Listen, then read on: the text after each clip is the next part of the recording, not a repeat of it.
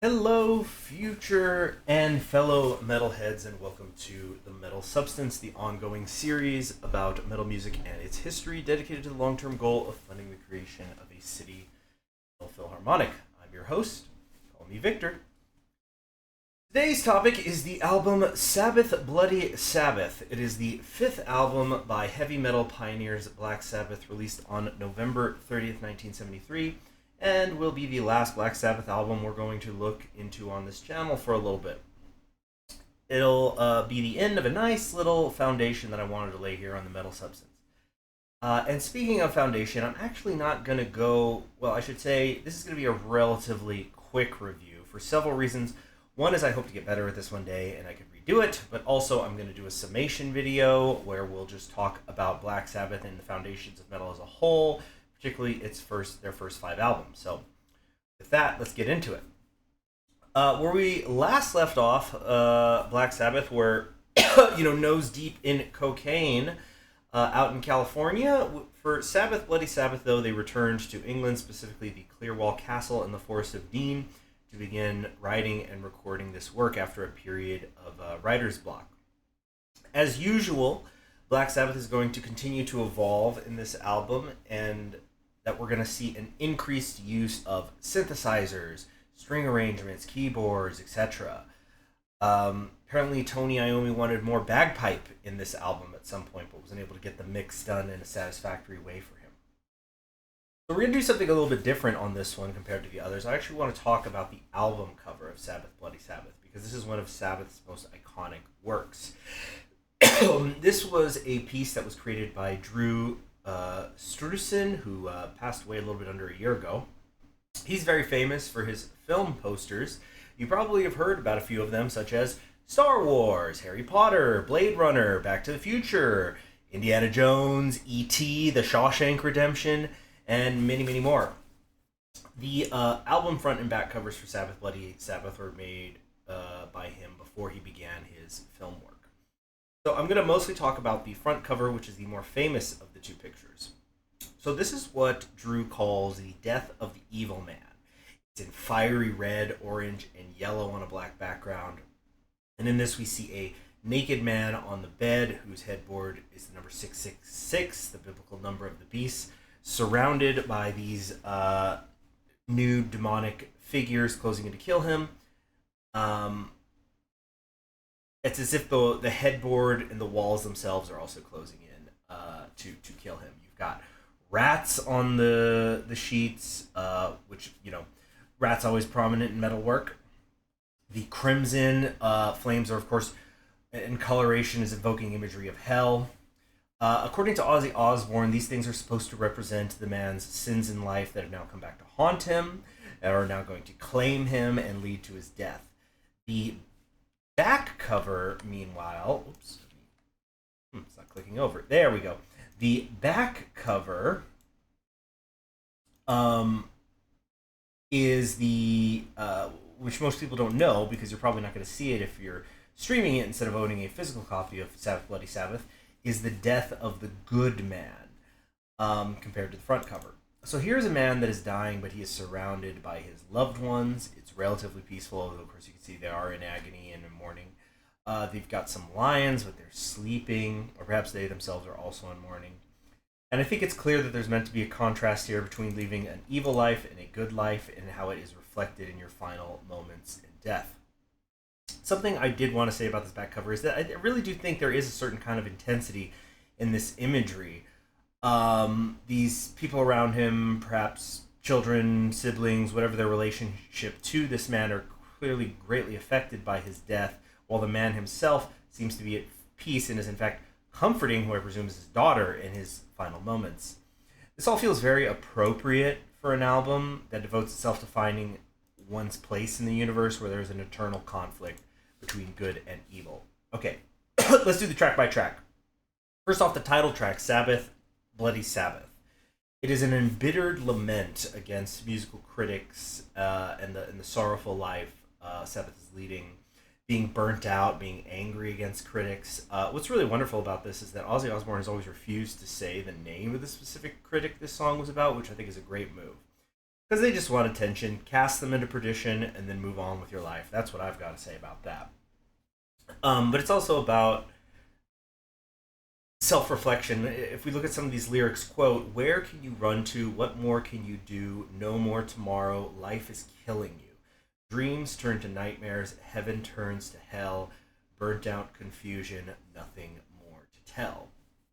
So Black Sabbath have achieved by their fifth album their glory, their fame, the money. And what does it all mean? Not much, apparently. This song also has what I'm going to call the riff of the album at the beginning. Next up is a national acrobat. And a national acrobat immediately takes us into a different philosophical direction. Yes, the glamour, the fortune, the fame, all of this is meaningless, so what becomes the point? And Ozzy, in his classic preacher mode, sings, "Remember, love is life and hate is living death. Treat your life for what it's worth and live for every breath." It has one of Black Sabbath's most addicting riffs, by the way, at least to me. So this song is apparently about a literal sperm finding its way to the egg. But in a broader sense, though, this is a song about life never ending. The generations that come and go. This is maybe not our first life. It perhaps won't be our last either. And so this is a point of the video where I'm going to make maybe a straight comparison. Sabbath Bloody Sabbath was the original Blood Incantations Absolute Elsewhere, and how it deals with cycles of life and death and also leans heavily on synthesizers. Track 3, Fluff, sometimes called a bit of fluff by critics, but it is something that has become a tradition in Black Sabbath albums. It's an instrumental, nice little acoustic piece showing the contrast against the bluesy, doomy core of Black Sabbath. And then ending side A, we have Sabracadabra at track 4, which features a very important guest musician, that being Rick Wakeman of Yes fame, who apparently was needing a little bit of time away from his main group and decided to throw a little bit of honky-tonk flavoring into the record. Sabracadabra, I like to describe this song as Black Sabbath Falls in Love, which is a little ironic because Bill Ward was falling into alcohol addiction at the time as his marriage was falling apart.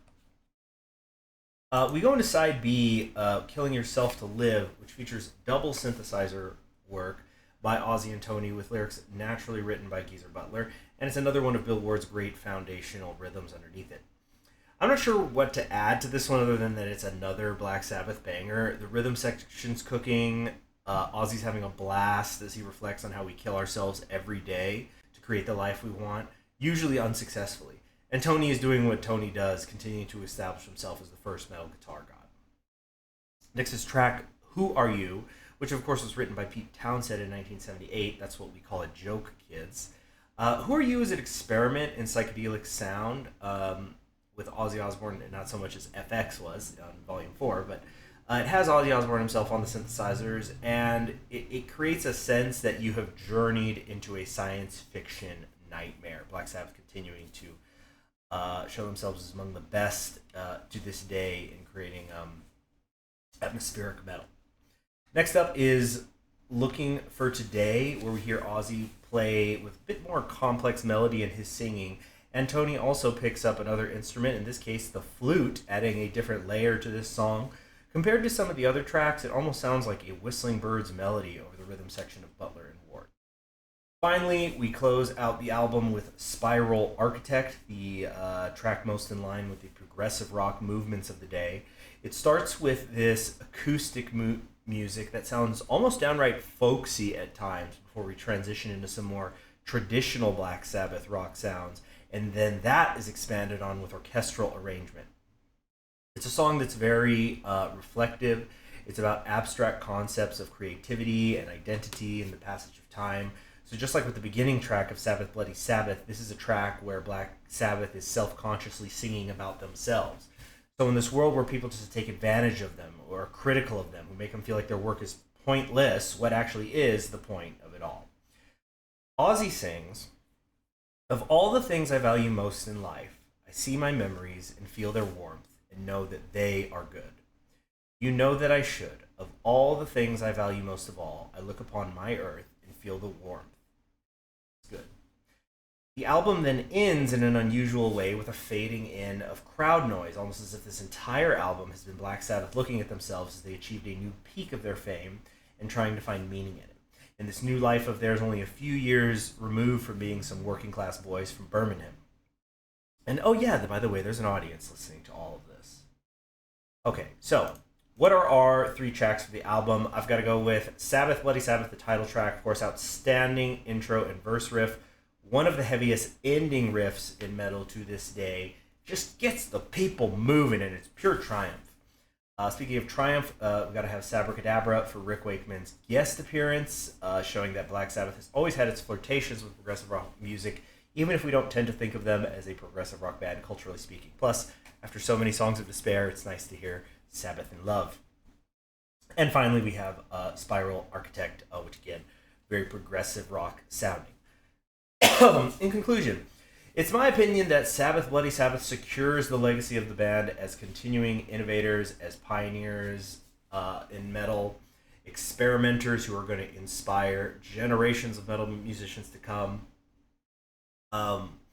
And in a way, it forms a conclusion to a style of music that at this point they had been making for a few years. It's what had initially begun as a blend of classic rock and psychedelia in the late 60s, early 1970s. Out of that, they build this monument of albums that have all aged like wine, and I think will continue to do so for decades, if not centuries to come. These first 5 albums are the Black Sabbath legacy, and while Black Sabbath and its members are going to continue to evolve, continue to change their sound in the years to come, it's these first 5 that are going to be the launching point for the new wave of British heavy metal, Judas Priest, Iron Maiden, and so on and beyond. Well, now that we've got the first 5 out of the way,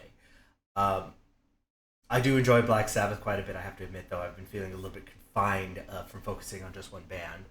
So things from now on are going to start becoming a bit of a crapshoot. We're going to probably initially dive into some new wave British heavy metal and thrash in particular, but the point is the metal substance is going to start to really, really expand. We're going to see all the genres and subgenres that heavy metal has evolved to in the decades since Black Sabbath's early work.